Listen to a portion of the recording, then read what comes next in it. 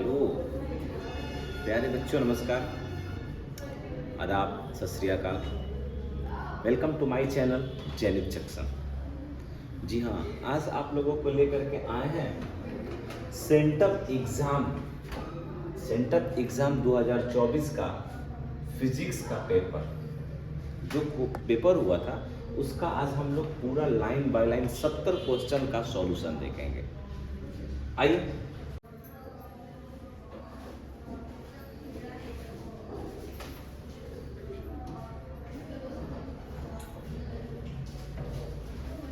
आइए बारी बारी से हम लोग क्वेश्चन को देखते हैं। पहला क्वेश्चन बहुत ही इजी पूछा है। क्या है? आवेशित संधारित्र की दोनों पट्टियों के कुल आवेश का योग। कह रहा है कि आवेशित संधारित्र के दोनों पट्टियों के कुल आवेश का योग क्या होता है। इसको समझिए कि जो हमारा संधारित्र होता है समानांतर प्लेट इस प्रकार से होता है। एक पर चार्ज होता है प्लस क्यू और दूसरे पर जो चार्ज होता है वह क्या होता है? माइनस होता है। क्या होता है? माइनस होता है। इसका अर्थात कहने का मतलब अगर मान लेते हैं इस पर +1 कूलम का चार्ज है और इस पर -1 कूलम का चार्ज है, जब दोनों को आप ऐड कीजिएगा तब क्या मिल जाएगा भैया? इन दोनों का जो नेट आवेश होगा वह 0 होगा। तो पहले का आंसर क्या हो सकता है? ए। पहले का आंसर क्या होगा? ए होगा। अगला हम लोग देखते हैं क्वेश्चन। कह रहा है कि वैद्युत ध्रुव के निरक्षीय स्थिति में, ध्यान से समझिएगा कि वैद्युत द्विध्रुव के निरक्षीय स्थिति में विद्युत विभव का व्यंजक क्या होता है। तो निरक्षीय स्थिति में विद्युत विभव का मान हमारा क्या होता है? वो होता है 0। क्या होता है? 0 होता है। अगला हम लोग क्वेश्चन देखते हैं ना। क्वेश्चन नंबर, ध्यान से देखिएगा, क्वेश्चन नंबर 3। अगला क्वेश्चन नंबर 3 क्या है इसको समझिए कि यदि 100 वोल्ट तक आवेशित करने पर एक संधारित्र की संचित ऊर्जा 1 जूल है तो संधारित्र की धारिता बताइए। हमको यहाँ पर E का मान E बराबर 1/CV², 1/2 और क्या होता है? CV² होता है। हमको किसका मान निकालना है? बात कह रहा है C का। तो E का मान यहाँ 1 जूल दिया हुआ है, 1 लिख दीजिएगा, 2 से मल्टीप्लाई बटा में V आएगा, V का स्क्वायर। V पर हम लोग क्या रखेंगे बताइए? 100। तो 2 बटा में 10 के पावर 2 का स्क्वायर यानी कि 2 बटा में 10 के पावर 4, ये ऊपर चला जाएगा तो -4 हो जाएगा। जी हाँ, तो ये टोटल मान हमारा क्या आएगा? 2 × 10 के पावर -4। राइट आंसर हमारा क्या होने वाला है इस पर? बी। राइट आंसर क्या होगा? बी। अगला क्वेश्चन देखिएगा आप लोग।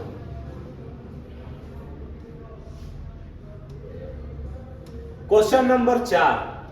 क्वेश्चन नंबर 4 कहता है, ध्यान से समझिए कि 10 माइक्रो कूलम एवं 10 + 10 माइक्रो कूलम एवं 10 माइक्रो कूलम के दो बिंदु आवेश वायु में परस्पर 40 सेंटीमीटर की दूरी पर स्थित है। निकाय की विद्युत स्थितिज ऊर्जा का मान क्या होगा? यही पूछ रहा है, निकाय के विद्युत ऊर्जा का मान क्या होगा। इसका आंसर क्या होने वाला है आइए हम लोग देखते हैं ना। इसका कैसे हम लोग निकालते हैं तो आप ऑलरेडी जानते हैं क्या होता है। सबसे पहले फॉर्मूला देख लीजिएगा। स्थितिज ऊर्जा के लिए जो मान होता है K माइनस में होता है K Q1 × Q2 अपॉन क्या होता है R।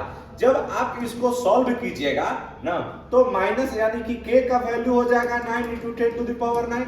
इस वैल्यू के जगह पर हम लोग ये वाला वैल्यू तो रख सकते हैं ना। अब इसके बाद जब इस टोटल को सॉल्व कीजिएगा आपका आंसर आएगा। इससे पहले हम लोग सॉल्व कर चुके हैं।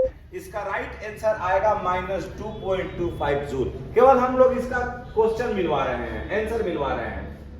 अगला देखते हैं हम लोग। अगला क्वेश्चन क्या है कि एक आवेशित चालक के सतह पर, नेक्स्ट क्वेश्चन क्या है कि एक आवेशित चालक की सतह के किसी बिंदु पर विद्युत क्षेत्र की जो तीव्रता होती है, क्या पढ़ रहा है कि एक आवेशित चालक के सतह पर ना जो विद्युत क्षेत्र की जो तीव्रता होती है वह हमेशा क्या होता है? सतह के लंबवत होता है। तो राइट आंसर इसका क्या हो जाएगा? बी हो जाएगा। क्या हो जाएगा? बी। अगला क्वेश्चन हम लोग 6 देखते हैं। 5वां का राइट आंसर बी। जी हाँ। 6वां देखते हैं। कह रहा है कि 1 वोल्ट विभवांतर पर त्वरित करने पर इलेक्ट्रॉन की ऊर्जा होती है। ध्यान से क्वेश्चन समझिएगा। यहां देखिए कह रहा है कि 1 वोल्ट विभवांतर पर त्वरित करने पर इलेक्ट्रॉन की ऊर्जा, तो मतलब कि W बराबर हमारा वैल्यू है Q इंटू क्या होता है, Q इंटू क्या होता है, V होता है। तो किस पर त्वरित करने के लिए कह रहा है, इलेक्ट्रॉन पर। कब? तो यहाँ Q के जगह पर हमने 1E रख लिया। अच्छा, अब V के जगह पर कितना वोल्ट पर दे रहा है, 1 वोल्ट पर दे रहा है। तो जब आप इसको मल्टीप्लाई कीजिएगा तो मान क्या आ जाएगा, 1 EV। राइट आंसर इसका क्या होने वाला होगा, बी। 6 का right answer B, 1 electron volt. अगला क्वेश्चन हम लोग देखते हैं 7वां। बहुत ही जबरदस्त क्वेश्चन है ये, कि यदि किसी समानांतर पट्टी संधारित्र के प्लेटों के बीच की वायु के अपेक्षित विद्युतशीलता वाले माध्यम से विस्थापित कर दिया जाए तो संधारित्र की धारिता क्या हो जाती है, तो के गुना बढ़ जाती है। 7वां का राइट आंसर क्या हो जाएगा, ए। सही है। अगला देखिएगा, अगला क्वेश्चन हम लोग देखते हैं। ये देखिए, ये क्वेश्चन पेपर से है, जो हम लोग टेस्ट सीरीज लेते थे उससे क्वेश्चन ये पूछा हुआ है डायरेक्ट। इतना इजी क्वेश्चन है कि निम्नलिखित में किसका मात्रक वोल्ट मीटर है, निम्नलिखित में किसका मात्रक वोल्ट मीटर है। तो आप लोगों को मैंने कराया था विद्युत क्षेत्र का। किसका कराया था, विद्युत क्षेत्र का। कैसे, क्योंकि आप एक चीज जानते हो कि E बराबर हमारा होता है formula dV upon dx। E बराबर dV अपॉन dx, जहां V क्या है, विभव है ना, और x क्या है, दूरी है, लंबाई है, विस्थापन, जो भी रख सकते हो। तो अगर हम V को वोल्ट कर लेते हैं, विभव का मात्रक वोल्ट और लंबाई का मात्रक क्या हो जाएगा, मीटर, तब वोल्ट पर मीटर किसका यूनिट निकल के आया, E का। अगर यही क्वेश्चन अगर आपसे पूछ लेता तब वोल्ट मीटर किसका मात्रक है, वोल्ट मीटर किसका मात्रक है, तो हम यहां वैद्युत फलक्स लगा सकते थे, विद्युत फ्लक्स लगा सकते थे। लेकिन जब वोल्ट प्रति मीटर पूछा है तो राइट आंसर इसका कौन सा होने वाला है, बताइए, सी, विद्युत क्षेत्र। अगला क्वेश्चन देखिएगा 9वां। यह भी जबरदस्त क्वेश्चन है। क्वेश्चन को पढ़िए और दिमाग लगाइए। कह रहा है कि किसी तार का प्रतिरोध 500 ओम है, किसी तार का प्रतिरोध 500 ओम है, उसकी विद्युत चालकता होगी, उसकी विद्युत चालकता होगी। कौन सा क्वेश्चन है वो ना। अब यहां पर देख लीजिएगा, G इज इक्वल टू हमारा मान होता है 1 अपॉन R, 1 अपॉन कितना, R। अब यहां से आप लोग निकाल सकते हो, तो 1 बाटा में और R के जगह पर हमारा मान क्या है, 500। अब इससे आप लोग डिवाइड कर दीजिए, इसका राइट आंसर क्या होने वाला है, तो 1 में 500 से अगर डिवाइड करते हैं तो जो हमारा आंसर आएगा वही आंसर हो जाएगा, वह राइट आंसर क्या हो जाएगा जी, देख लीजिएगा, भाग देके ए आ रहा है या बी आ रहा है, यही हमारा आंसर होगा। अगला क्वेश्चन हम लोग देखते हैं, नेक्स्ट क्वेश्चन, क्वेश्चन नंबर 10 कह रहा है, ध्यान से समझिएगा। ये क्वेश्चन हमेशा पूछता है, पूछेगा किस प्रकार से ये क्वेश्चन, ये जो क्वेश्चन है कह रहा है कि तांबे के एक तार को खींचकर 1% बढ़ा दिया जाए। ध्यान से समझिएगा, जब 1% बढ़ेगा ना, जब 1% बढ़ाएगा तो उसका जो प्रतिरोध होगा वह कितना प्रतिशत बढ़ जाएगा, 2%। अगर यही क्वेश्चन पूछ देगा कि 0.1% पूछता है तो इसका मान हो जाएगा 0.2% बढ़ेगा। समझ गए, ये दुगना हो जाता है। आइए, तो इसका राइट आंसर क्या होने वाला होगा हमारा। इसी प्रकार से बोर्ड में क्वेश्चन आपसे पूछेगा, मंथली टेस्ट में भी ये वाला क्वेश्चन डाला गया था, है ना। और इसी क्वेश्चन को जब हम लोग आगे करते हैं तो बोर्ड में यही क्वेश्चन पूछने की संभावना है, 0.1 भी पूछ सकता है, 1% भी पूछ सकता है, तो आपको घबराना नहीं है, बस इसको देख लेना है। अगला क्वेश्चन देखते हैं, विचार करते हैं, क्वेश्चन नंबर 11, है ना। अब कह रहा है कि 1 इलेक्ट्रॉन वोल्ट, ध्यान से समझिएगा, 1 इलेक्ट्रॉन वोल्ट किस चीज के समतुल्य है। तो आप यहां पर जानते हो मतलब कि ये जो इलेक्ट्रॉन वोल्ट होता है ये ऊर्जा का मात्रक होता है, अर्थात W इज इक्वल टू हमारा Q इंटू क्या होता है V। तो Q के जगह पर हमने यहाँ एक इलेक्ट्रॉन के लिए रख लिया और यहाँ 1 वोल्ट। एक इलेक्ट्रॉन पर जो आवेश होता है ना 1.6 के पावर माइनस कितना ना 19 है। अब समझिए 1 से इसमें मल्टीप्लाई कीजिएगा ना तो ऊर्जा का मात्रक क्या हो जाएगा जूल। जब 1 में इतना सा मल्टीप्लाई कीजिएगा तो क्या आया राइट आंसर 1.6 गुणे 10 के power minus 19 coulomb right sir 19 joule. तो इसका राइट आंसर 11 का क्या होने वाला होगा सी। ये राइट आंसर सी है हमारा। अगला क्वेश्चन वीडियो में चला था ना देख लिया था तो बकायदे हम काम करता हूं ठीक बात ना। अगला क्वेश्चन देखिएगा क्वेश्चन नंबर 12 क्वेश्चन हम लोग देखते हैं। ये बहुत ही जबरदस्त क्वेश्चन है। कह रहा है कि दो समानांतर तथा एक ही दिशा में गतिमान धारावाही चालकों के बीच का एकांक लंबाई पर लगने वाला बल क्या है। तो जो लगने वाला बल होता है उसके लिए फॉर्मूला याद रख लीजिएगा F is equal to 10 to the power minus 7 I1 into I2 upon R होता है ना।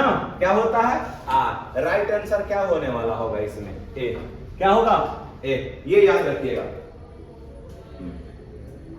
चलिए अगला क्योंकि इसका जो वैल्यू होता है ना 10 टू द पावर माइनस 7 अर्थात F is equal to mu nought upon 4 pi I1 into I2 upon R।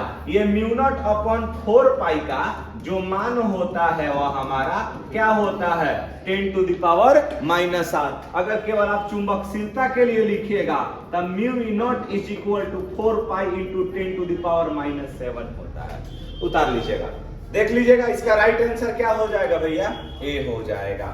अच्छा ना ना ना एक मिनट इसमें 2 का मल्टीप्लाई हो जाएगा सॉरी 2 का मल्टीप्लाई आंसर हो जाएगा। इसमें राइट आंसर आपका सी माना जाएगा कोई दिक्कत नहीं। अगला क्वेश्चन देखिएगा 13।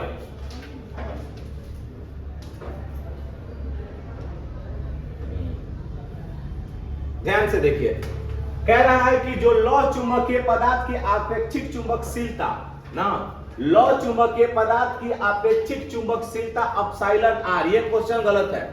यहां एप्सिलॉन आर के जगह पर ना म्यू आर होना चाहिए। क्यों क्योंकि सुनिए जो एप्सिलॉन होता है वह किसके लिए विद्युतशीलता के लिए होता है और जो म्यू होता है वह चुंबकशीलता के लिए होता है। तो अब इसका जो चुंबकशीलता जो होता है वह हमेशा 1 से क्या होता है बड़ा होता है। तो इसका अब बताइए तो ये वाला कह रहा है छोटा ये वाला कह रहा है बराबर ये वाला कह रहा है बड़ा 1 से बड़ा और 1 से बहुत बड़ा। तो बहुत बड़ा हम लोग नहीं मानेंगे हम लोग मानेंगे क्या चीज बड़ा।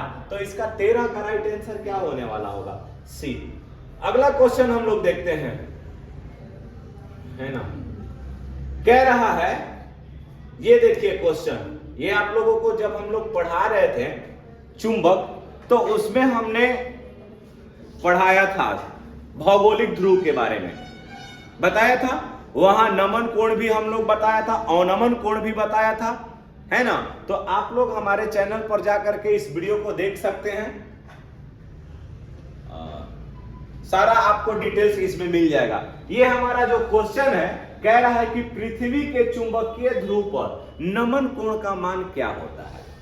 ध्यान से समझिएगा पृथ्वी के चुंबकीय ध्रुव पर क्वेश्चन नंबर कौन सा है ना हाँ पृथ्वी के चुंबकीय ध्रुव पर ना।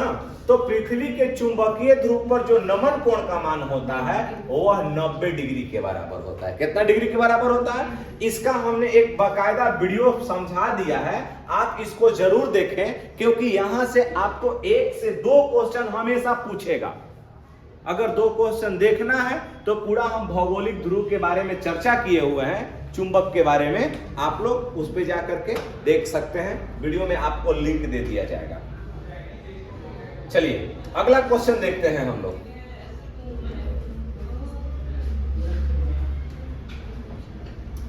कह रहा है ना डोमेन किस पदार्थ से बनते हैं।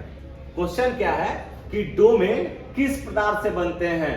Domain is made of which material अर्थात प्रति चुंबकीय से बनता है, लौ चुंबकीय से बनता है, अनुचुंबकीय से बनता है, या इनमें से सभी। तो इसका राइट आंसर क्या हो जाएगा? जो डोमेन होता है वो लौ चुंबकीय से बनता है, तो राइट आंसर इसका बी होगा। राइट आंसर क्या होगा? बी। अगला क्वेश्चन यहाँ पे कह रहा है ना, ध्यान से देखिए, हमने अभी बताया कि इससे एक क्वेश्चन क्या दो क्वेश्चन पूछेगा, और वहां से पूछ भी लिया है भौगोलिक ध्रुव से ना।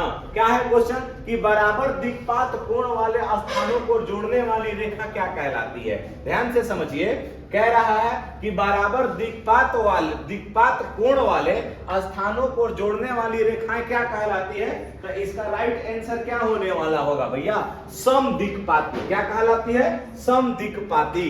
राइट आंसर 16 का बी हो जाएगा। अगला क्वेश्चन हम लोग बढ़ते हैं कि चुंबकीय क्षेत्र का मान घटने पर चुंबकीय सुई का आवर्तकाल क्या होता है? तो चुंबकीय क्षेत्र का मान अगर घटने पर क्या पूछ रहा है जी? चुंबकीय सुई का आवर्तकाल क्या होता है? राइट आंसर क्या हो जाएगा भैया इसका ना? बी, बढ़ता है। क्या हो जाएगा जी? बी, बढ़ता है। अगला क्वेश्चन हम लोग देखते हैं, यहाँ पे कह रहा है कि चुंबक का ज्यामितीय लंबाई Lg तथा चुंबकीय लंबाई Lm में क्या संबंध होता है? तो पूछ क्या रहा है यहाँ पे ना? Lm के बारे में पूछ रहा है। क्या पूछ रहा है? Lm के बारे में। तो जो यहां ध्यान से समझिएगा कि ज्यामितीय, सुनिए, जो चुंबकीय लंबाई होती है वह ज्यामितीय लंबाई से क्या होता है? छोटा होता है। क्या होता है? छोटा। जब छोटा होगा तो इसका राइट आंसर क्या हो जाएगा जी? ए हो जाएगा। अगला क्वेश्चन हम लोग देखते हैं 19 नंबर। क्वेश्चन नंबर 19, एक समरूप चुंबकीय क्षेत्र में एक आवेशित कण के पथ की त्रिज्या क्या होती है? समानुपाती होती है। अर्थात अब यहां पर थोड़ा सा समझिएगा, एक समरूप चुंबकीय क्षेत्र में ना R बराबर हमारा वैल्यू क्या होता है? क्यू भी अपॉन कितना? बी। यही होता है क्या? या बी बराबर क्या फॉर्मूला होता है जी? एक मिनट समझिएगा थोड़ा सा। एक समरूप चुंबकीय क्षेत्र में एक आवेशित कण की पथ की त्रिज्या किसके समानुपाती होती है? याद रखिएगा ना, इसके लिए हमने R बराबर साइक्लोट्रॉन में बताया था एम भी अपॉन कितना था? Q B. R बराबर निकाला था ना, एम भी अपॉन क्यू बी, मतलब m इंटू भी। m क्या है? द्रव्यमान। भी क्या है? वेग। तो द्रव्यमान गुणे वेग बराबर क्या होता है? संवेग। तो बताओ यहाँ पर p आएगा, तो जो त्रिज्या होगा किसके समानुपाती हो रहा है? p के। तो राइट आंसर हमारा क्या होने वाला है? बी।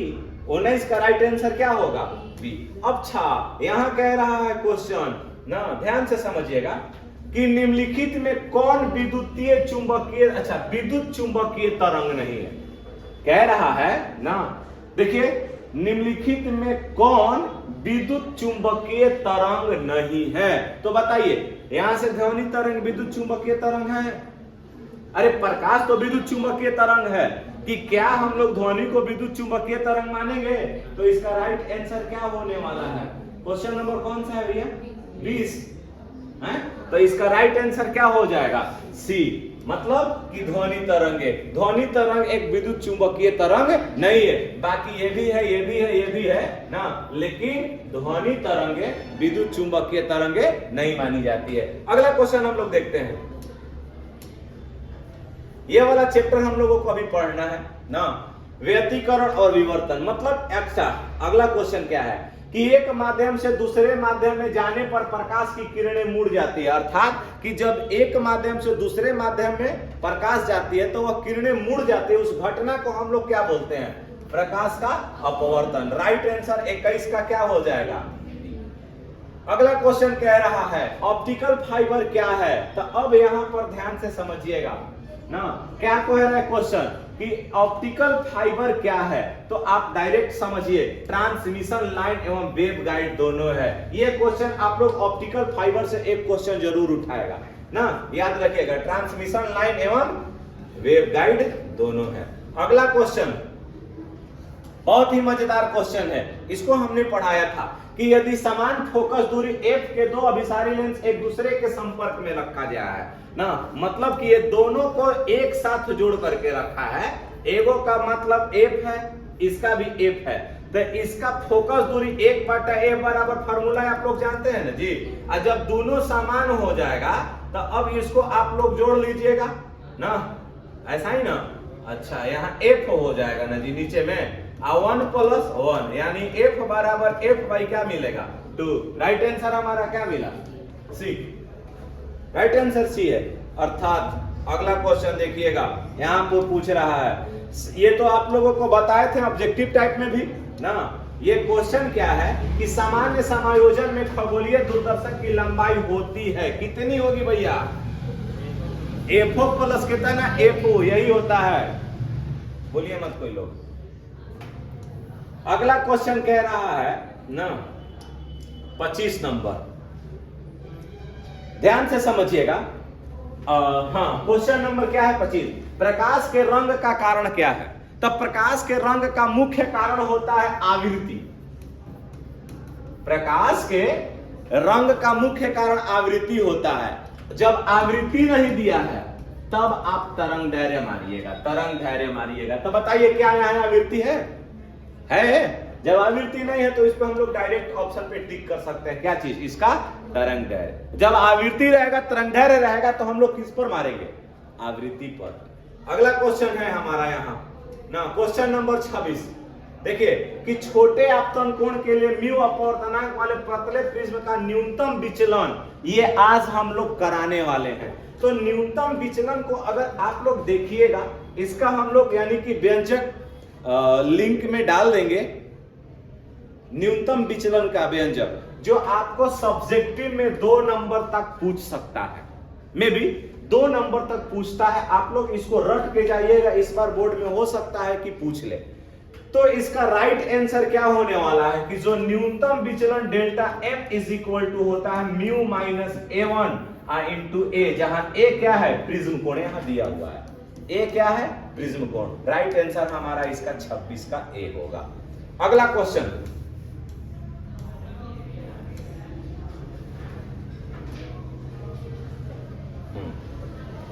आइए क्वेश्चन नंबर 27 पे देखते हैं।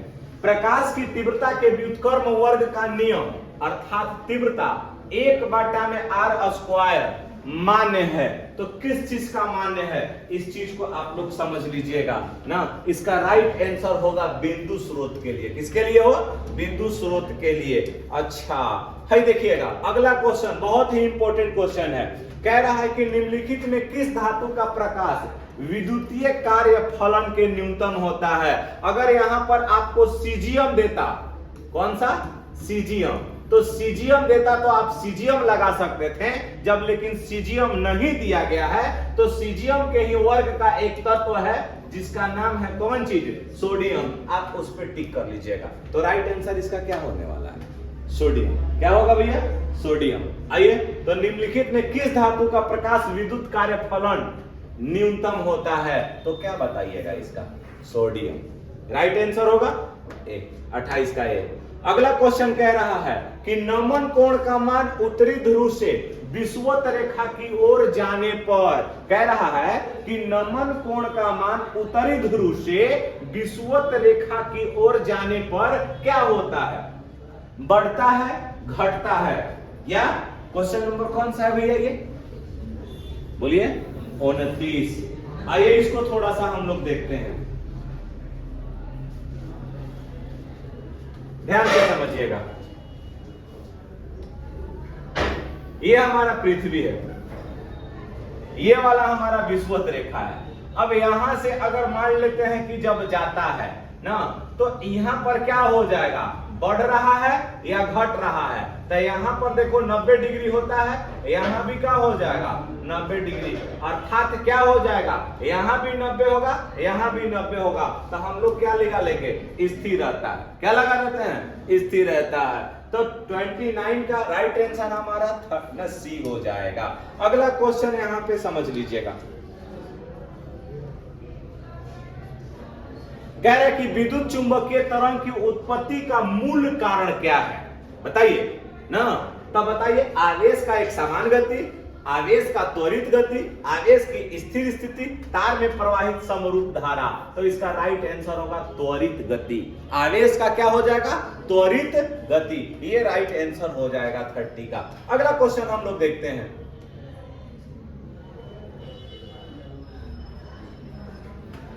यहां देखिएगा, कह रहा है कि चुंबकीय क्षेत्र में बी तथा चुंबकीय क्षेत्र ई का अनुपात का मात्रक क्या हो जाएगा? S M inverse. Right answer S M inverse.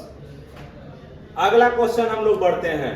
किसी द्रव्यात्मक माध्यम ना में विद्युत चुंबकीय तरंग का चाल निर्भर नहीं करता है। किस पर निर्भर नहीं करता है? बताइए। आप लोग भी कमेंट में आंसर छाप सकते हैं। बताइए कि किसी द्रव्यात्मक माध्यम में विद्युत चुंबकीय तरंग का चाल निर्भर नहीं करता है ना। इस पे ऑप्शन दिया है इसकी आवृत्ति पर, इसके तरंग दैर्ध्य पर, इसकी परावैद्युतांक पर, कि इसकी तीव्रता पर। 33 है, 32। बताओ तुम लोग,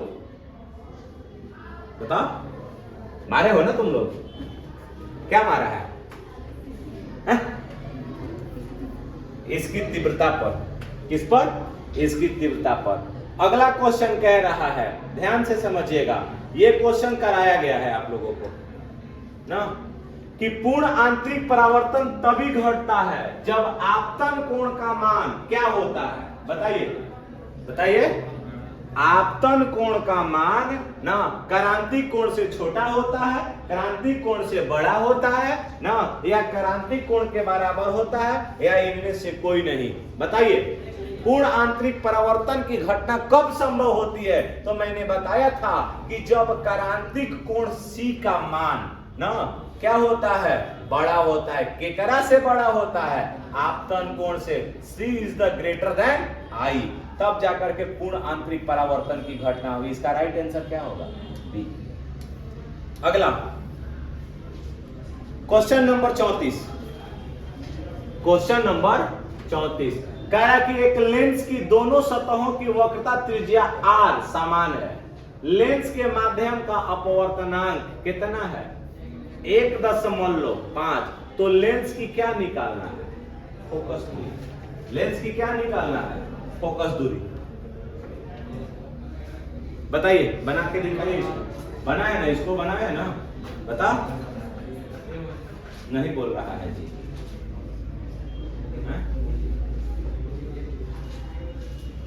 बोलो।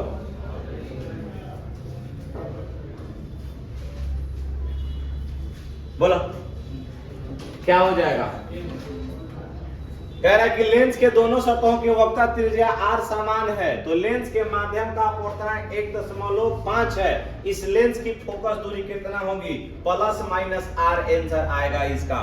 अगला क्वेश्चन हम लोग देखते हैं ना, कह रहा है कि दो डायऑप्टर ना, आप 1 मिनट ध्यान से समझिएगा। यहाँ पे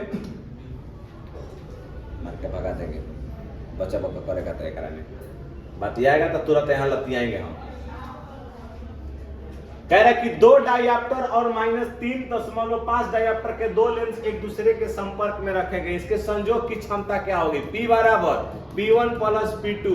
P1 का मान 2 है, अब P2 का मान -3.5 है, घट जाएगा -1 क्या हो जाएगा? Right answer B. 35 का राइट आंसर बी होगा। अगला क्वेश्चन यहां पर ध्यान से समझिएगा।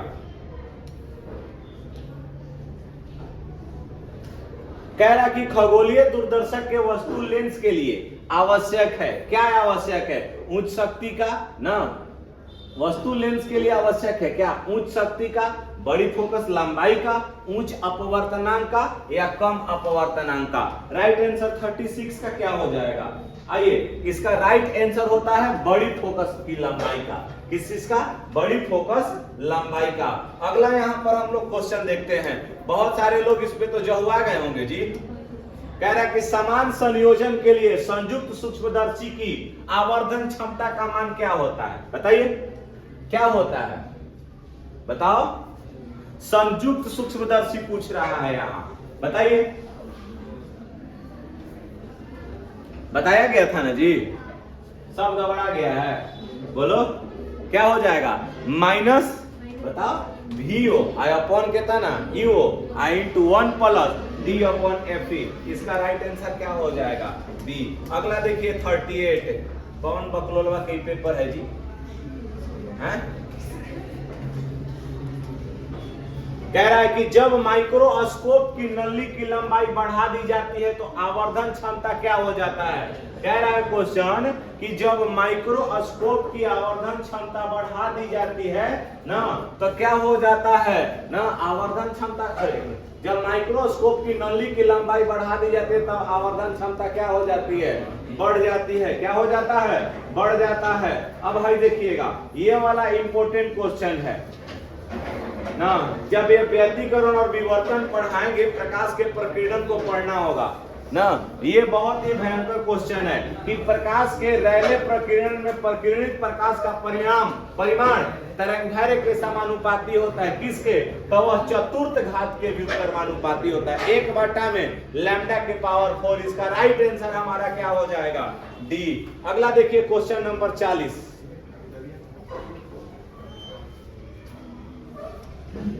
यहां देखिए